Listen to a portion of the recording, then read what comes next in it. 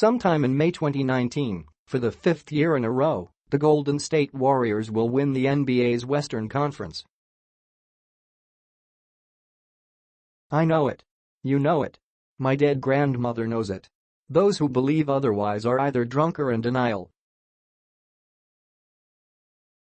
Or maybe even both. It's not naked arrogance.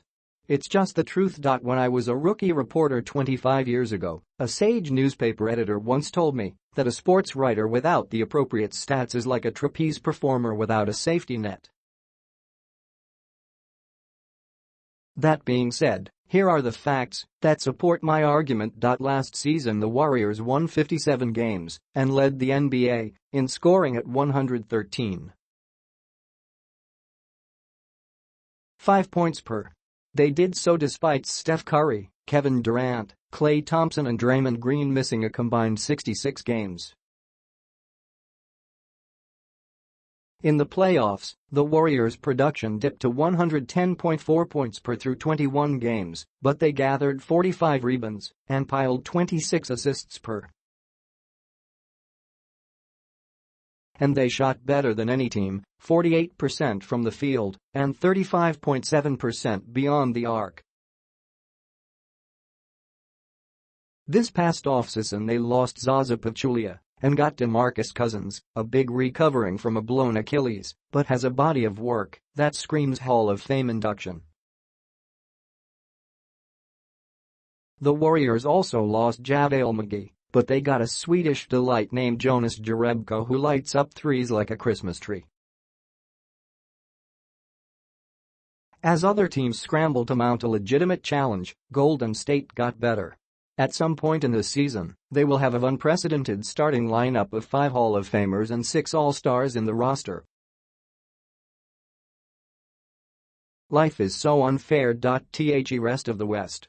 The Houston Rockets were one game away from reaching the NBA Finals for the first time since 1994. Game 7 was at the Toyota Center and they blew it in the most embarrassing way, converting just 7 of 44 threes, missing 27 straight at one point. It was as though the basketball gods had ordained cruel punishment on the Rockets for disrespecting the game by ignoring the thought of playing defense. James Harden finished with 32 points, but he missed 17 of 29 field goals and went 2 for 13 from long distance. He also had 5 turnovers and over 100 unnecessary dribbles.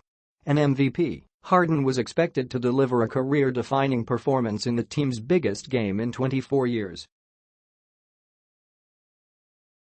Instead he shrank like cheap jeans. And please, spare me the garbage about the Rockets winning that Game 7 had Chris Paul played.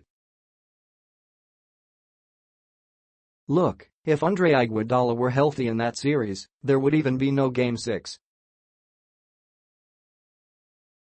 Instead of sharpening their arsenal for another failed challenge this season, the Rockets dulled their lineup. They lost Trevor Ariza and Luke Mbah out. And they acquired Carmelo Anthony and Michael Carter-Williams, 2 dudes who are allergic to defense. There was a fleeting moment last year when I actually believed that the Houston Rockets were legitimate title contenders. Not anymore. Never again. Portland Trail Blazers won 49 games and were the 3rd seed in the West last season, only to be swept by the Pelicans in the opening round of the playoffs. With All-Stars Damian Lillard and C.J. McCollum, Portland reminds me of John Wall and Brad Beal of the Washington Wizards. Full of promise, low on performance. Russell Westbrook will always make the Thunder relevant. But to win a championship, he needs help beyond Paul George and Steven Adams. Adding Nerlens Noel and Dennis Schroeder isn't enough. The Jazz surprised us all with a 48-win season and a 6-game dismissal of the Thunder in the playoffs. With Robert Gobert healthy and Donovan Mitchell mighty, Utah will continue to make strides. But winning the West is a bridge too far. If the NBA were an aria, Anthony Davis of New Orleans wins every year. But it's a symphony and the Warriors have all the instruments. With the big three gone and Kawhi Leonard exiled, the only dangerous thing left in San Antonio is coach Greg Popovich's temper. The Timberwolves were decent until Jimmy Butler made them a joke. LeBron and the Lakers will make some noise and perhaps limp its way to a playoffs berth.